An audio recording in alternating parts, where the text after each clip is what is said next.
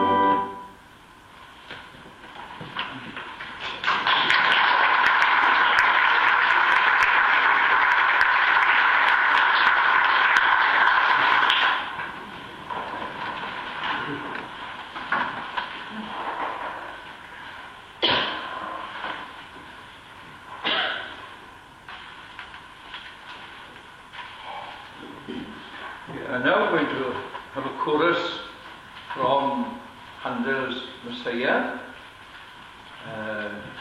O thou that tellest good tidings to Zion. You know the background to this, the prophecy from Isaiah, the prophet Isaiah, of the coming Messiah. There is a receipt before an heir.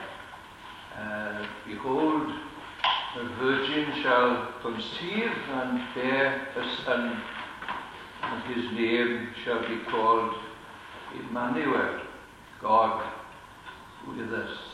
we'll hear the air and then followed straight by the chorus. So we'll hear three works, three choruses in the course of the concert from Handel's Messiah. Those of you that know Handel's Messiah will realize that they're not in the order that they should be, but that's not going to worry any of us this evening. So the air, O thou that tellest good tidings to Zion, and then go straight into the chorus. Thank you.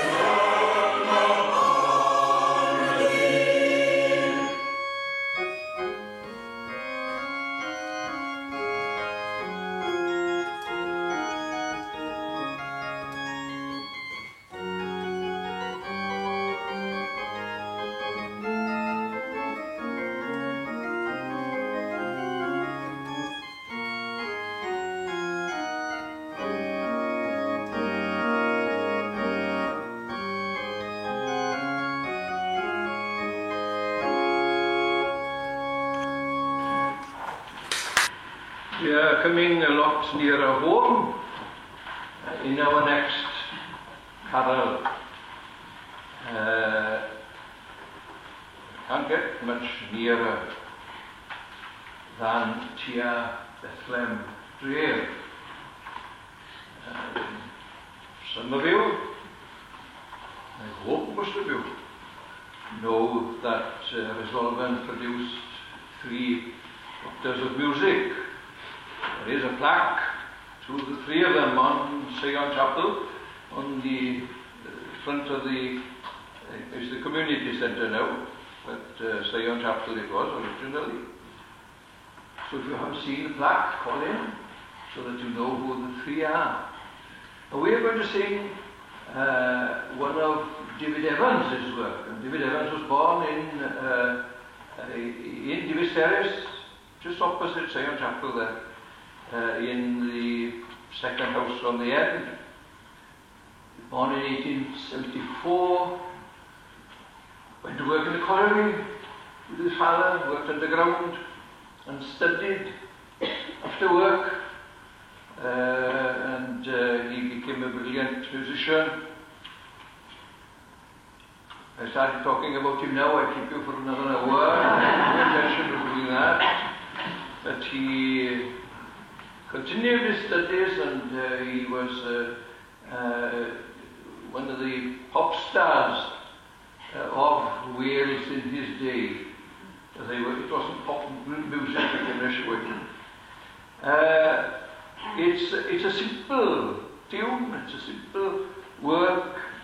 The words are by Willie Van, and all Willie Van does here is say that we will go to Bethlehem and we will worship him. We'll bow down before him.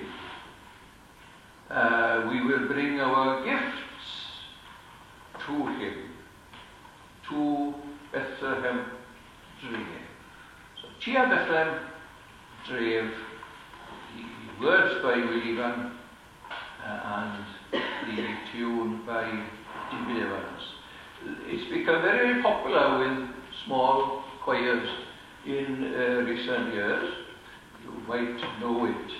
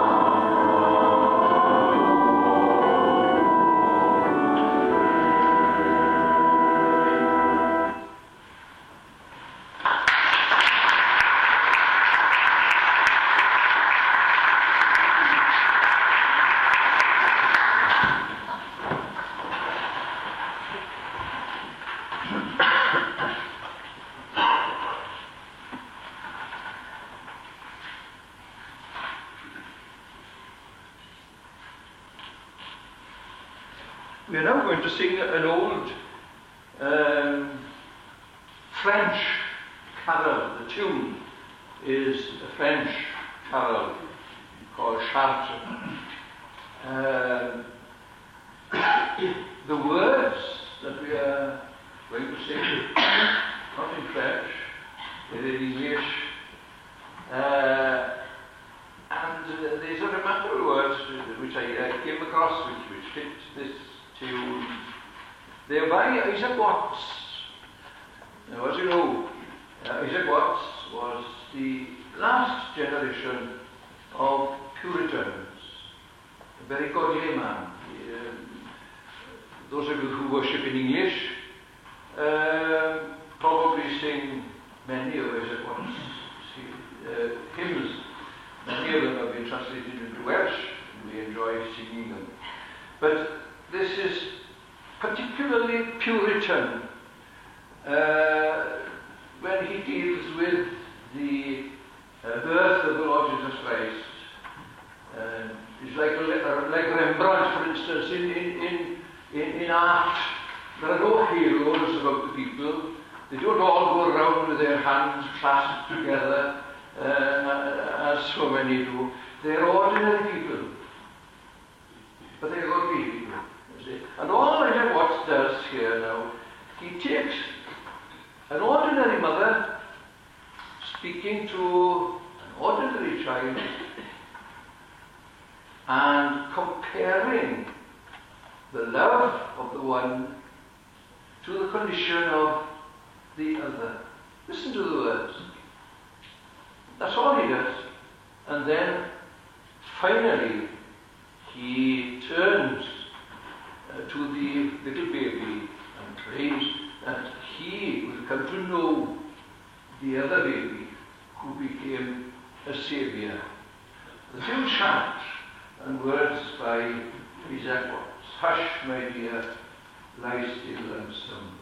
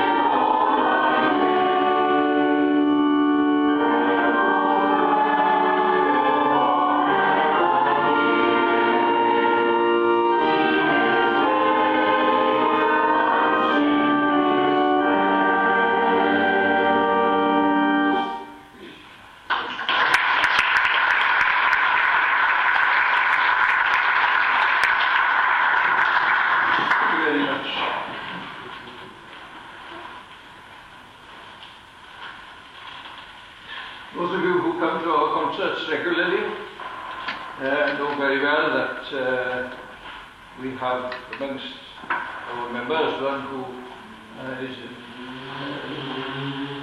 very able in elocution, and we look forward to his rendering always in our concerts. Therefore, it's my pleasure to call on Ken to see what he has prepared for us for this evening. Ken Lewis. I have been reliably ensured that this has religious significance, this carol. I don't know if you can call it a carol, but it's sung at this time every year. There are two main characters in it, Edward and Emily.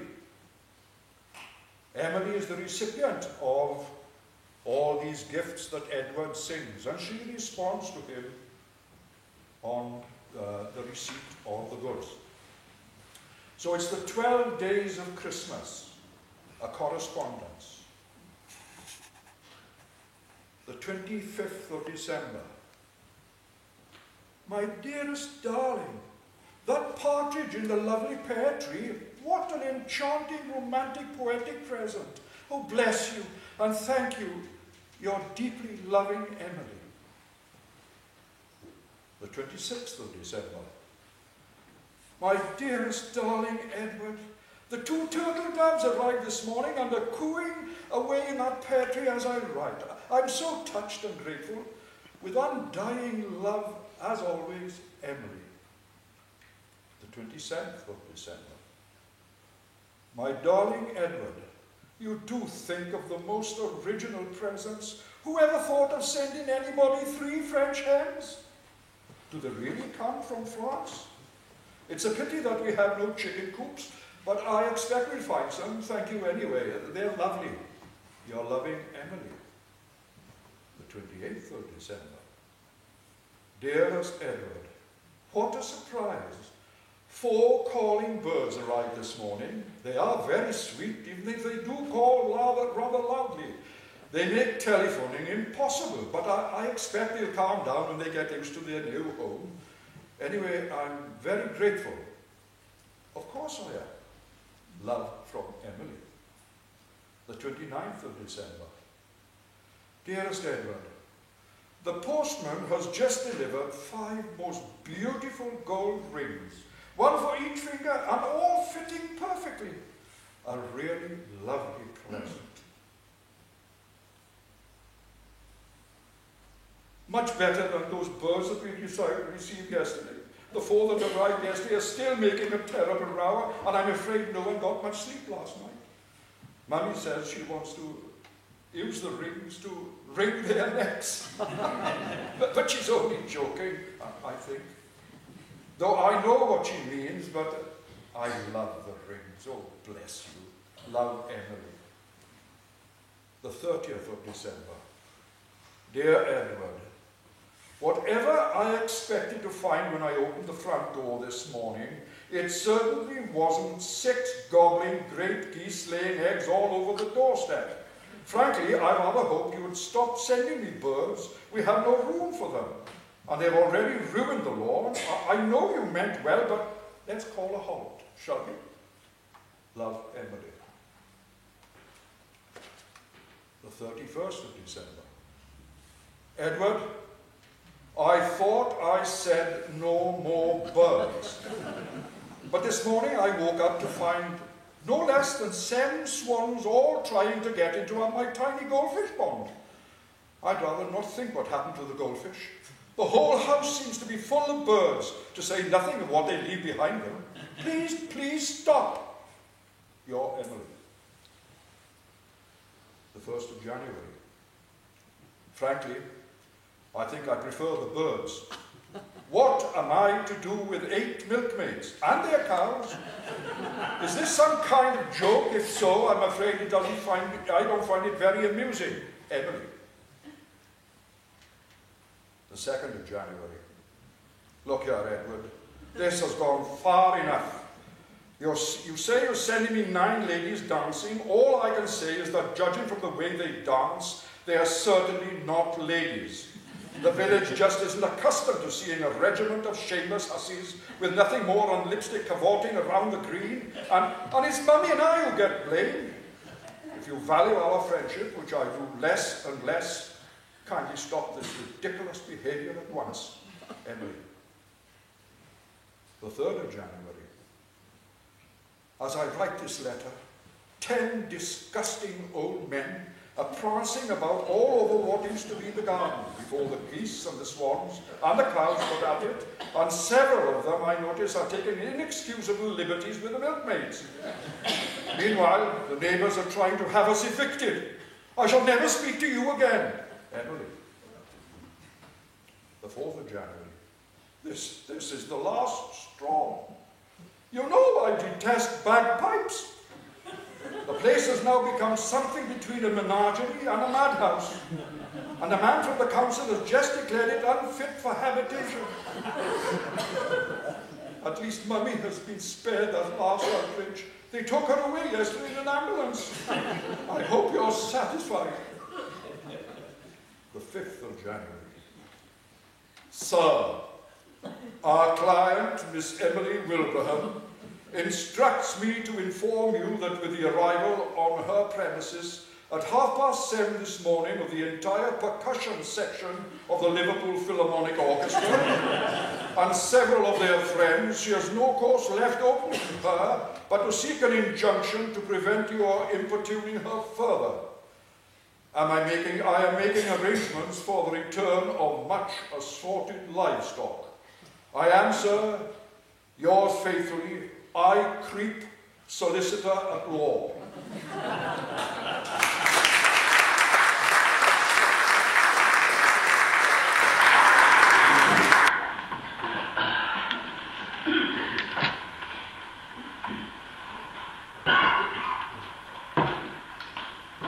That is a warning not to give presents that are not wanted. But here we are. We are grateful to Ben for his contribution to us. We're going back to sing a work by, well, it's not exactly a work by J.S. Bart. The work is originally by one Caspar Fugger, but it has been, I can never remember the English word for canonity. What is that? Harmonized by J.S. Bach. It is from the Christmas oratorio, Rejoice and Sing. Rejoice and sing. Your gracious King, as man is born, and lays aside his glory. He is adored as Christ and Lord, and every tongue repeats the wondrous story. Rejoice and sing. Rejoice.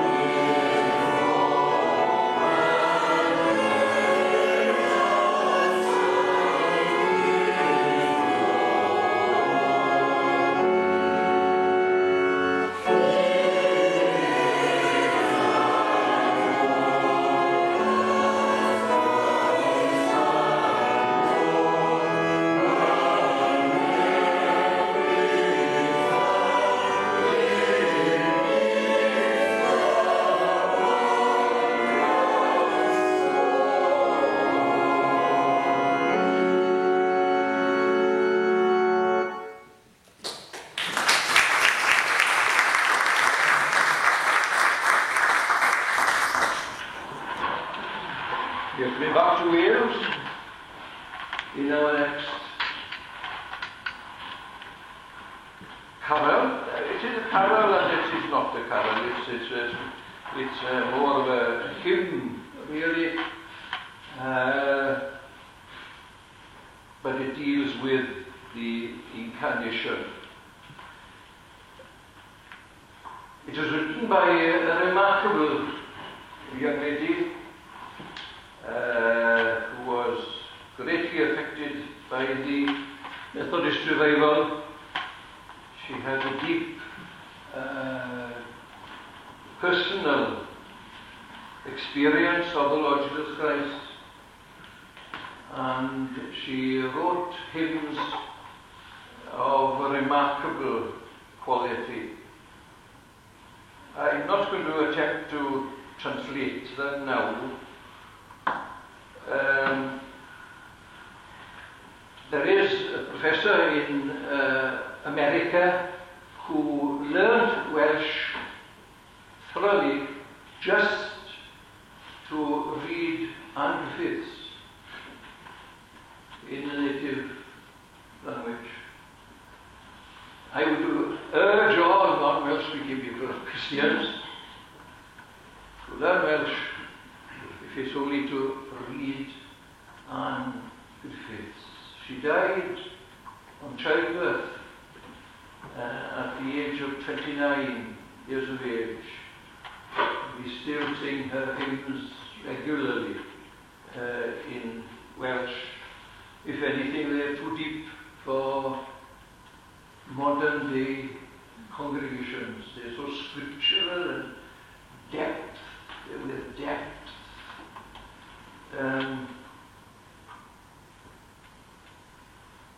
I think of a hymn, a couplet in a hymn like this.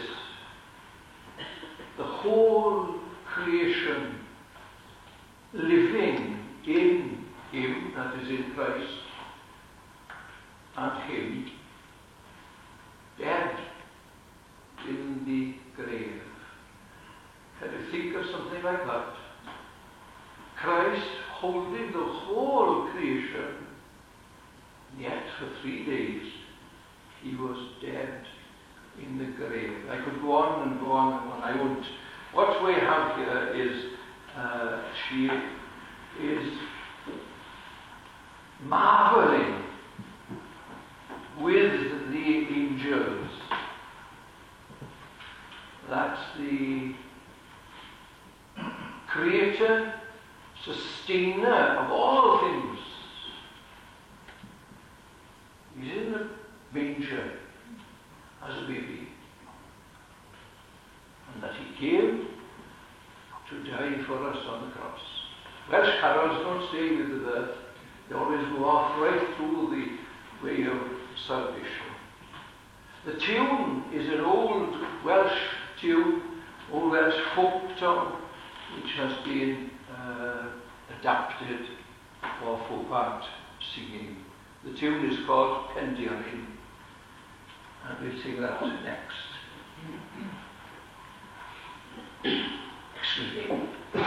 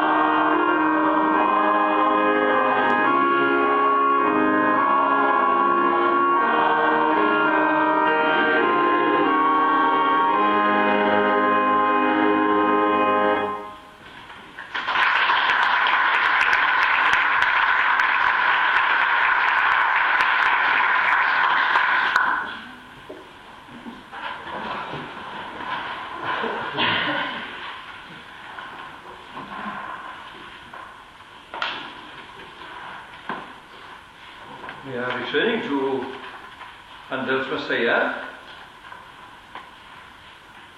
and we are going to, the choir is going to sing Glory to God.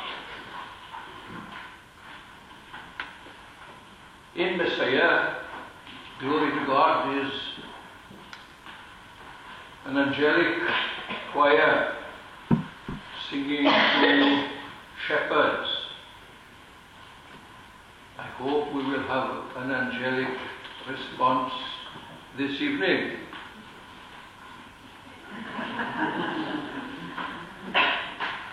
I'll tell them at the next rehearsal. We'll hear the pastoral symphony, first of all. We're going to have a musical or an instrumental interlude. The pastoral symphony sets the scene for the coming of the Lord Jesus Christ. We have the pastoral symphony where we visualize the shepherds abiding in the field, tending their flock by night. There is a small message there which we won't hear. And then there's another message. And suddenly there was the angel, a multitude of the heavenly host, praising God and saying, and then we go into glory to God. You hear the pastoral symphony, first of all, and then go into glory to God.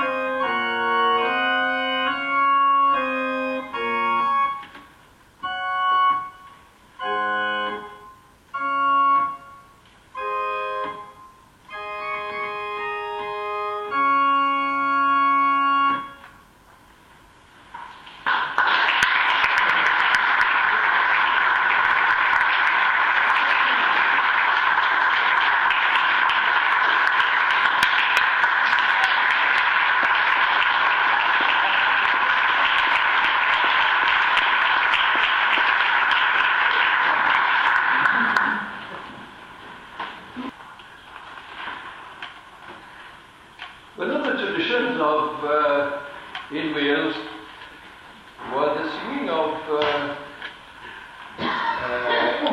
carols by unaccompanied groups, trios, quartets, and so on. They would come together.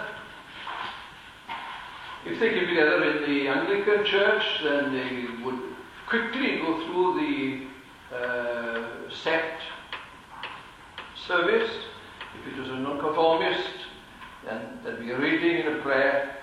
And then the various parties would come out in their turn, they would sing a carol, and then they'd go back to their place, and then another party would come out and sing, and so on, and then there'd be about 5 or 6 parties.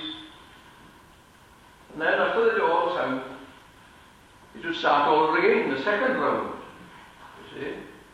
Now, they almost died out. These plugine, it was called, it's plugine. It is a corruption from the Latin Polycantus, because there was a service in the Anglican Church at 3 o'clock in the morning. I don't know whether they still have a meeting at 3 o'clock in the morning in the Anglican Church, but no. But that's where it came from, you see. It was originally a Roman Catholic, but it was changed at the time of the Reformation. Now, some of these carols, as I said, they don't stay with the cradle. They are biblical, beyond people's understanding of the Bible these days. Let me give you one that we are going to sing together now.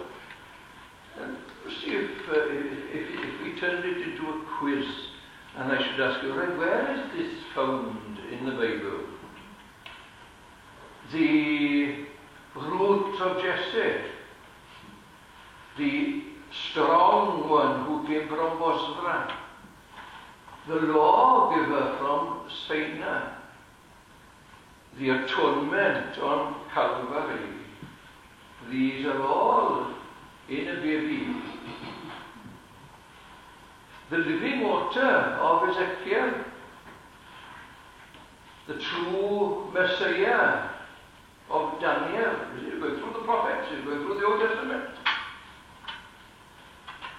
The wise boy of Isaiah, the promise given to Adam, Genesis 3:15, right? The Alpha and the Omega, all these on Mary's lap, and so on. How many of those did you have, I wonder? I'm not going to test you. But it shows you how scriptural, how biblical these were. And as I said, I'm glad to know that the plugin has taken hold once again, and they draw full chapels or churches, wherever they're held. They are full. Now, we're going to hear one of those this evening. 2 are going to come from the congregation, and we are going to from the choir, and we are going to sing.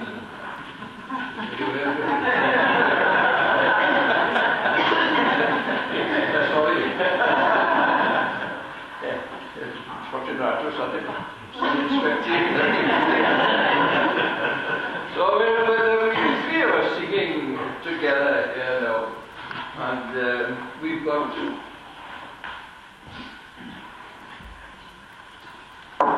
a very special name on this trio. It's the trio of 3 generations.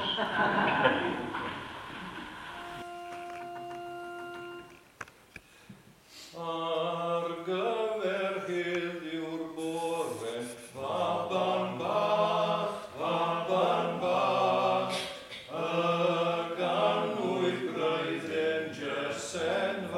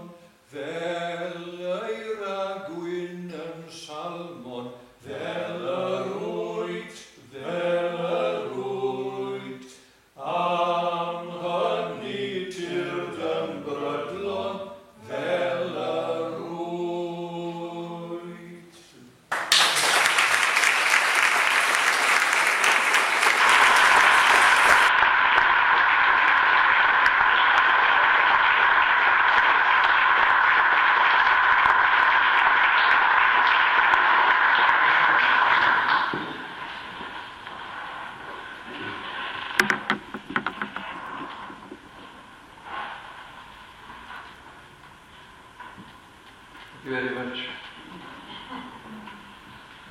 We are coming back to Resolven to sing the lovely carol. The carol is more well known to another tune, but this tune was written by another one of the Resolven doctors of music, William Rees Herbert. He made his name in America. Although he used to come back to the National Syllable every 2 years when he was in the South, but he made his name in America. He was very, very popular in America in his day. He died in 1925. He again, the same as the three doctors, worked in the colliery. They worked underground and did their studying after work, and indeed on a Saturday he used to go up to Merthyr to have lessons on a Saturday, and so on. His tunes are very tuneful. It's a strange thing to say, but they're very tuneful melodies. And this one is no exception. The words are by Ben Davies Pantier, O Dawel Ddinas Bethlehem.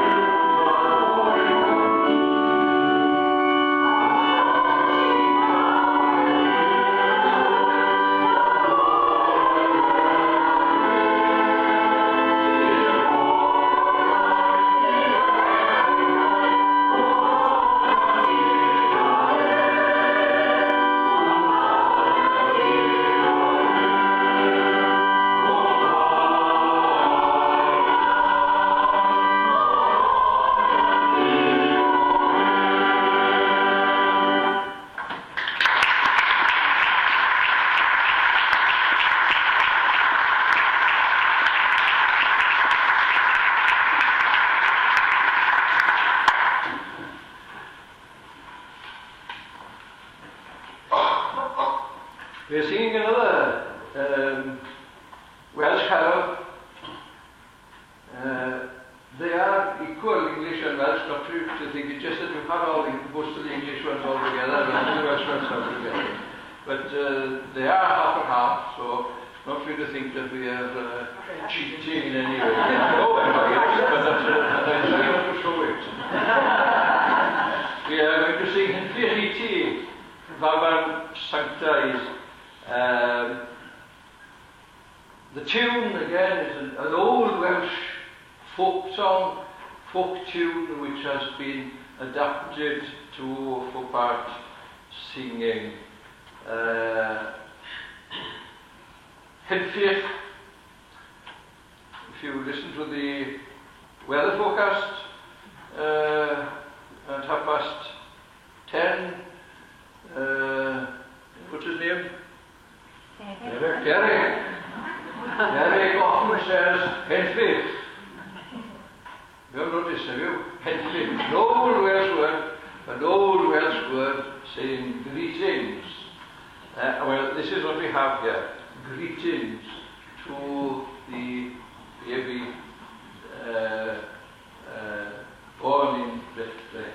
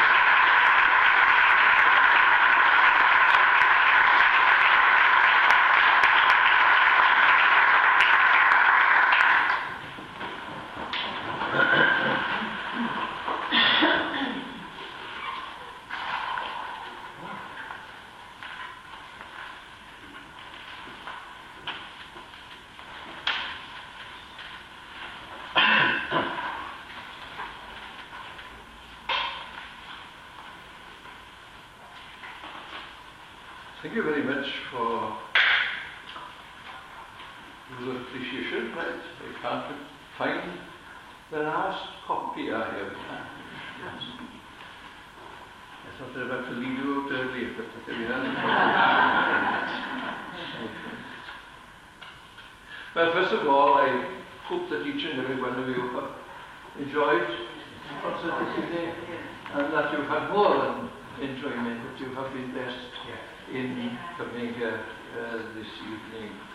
We are to sing from the choir, actually, for various reasons.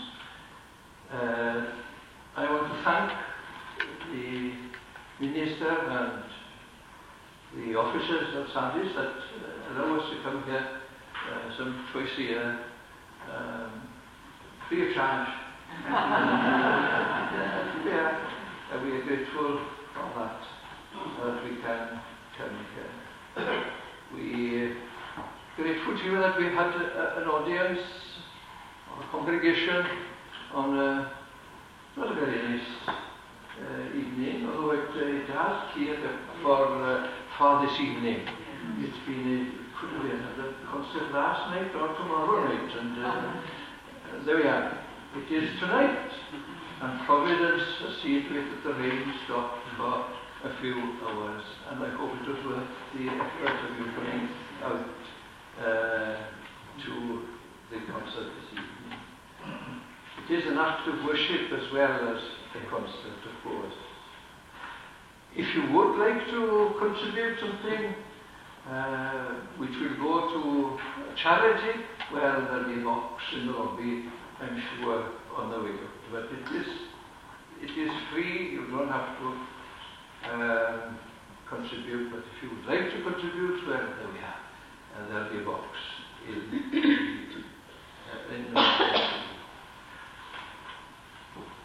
the carol service with the Council of Churches will be held in Tabernacle Chapel. Tabernacle isn't as big as this, so come early. Tabernacle Chapel on the 11th, Friday the 11th of December, so a fortnight's time, something like that. But it's in Tabernacle Chapel, and again, there will be a collection there, of course. It's under the auspices of the Council of Churches. A collection will be taken, and there will also be, that will go to charity.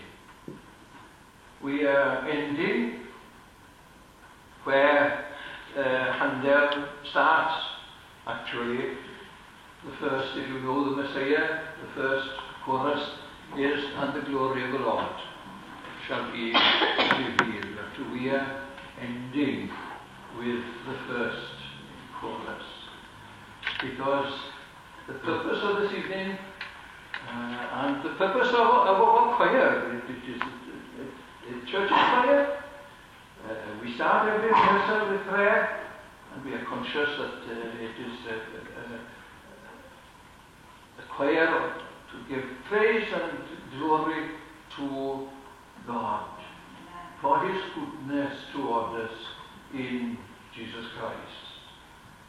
So we are close to the concert by singing "And the Glory of the Lord."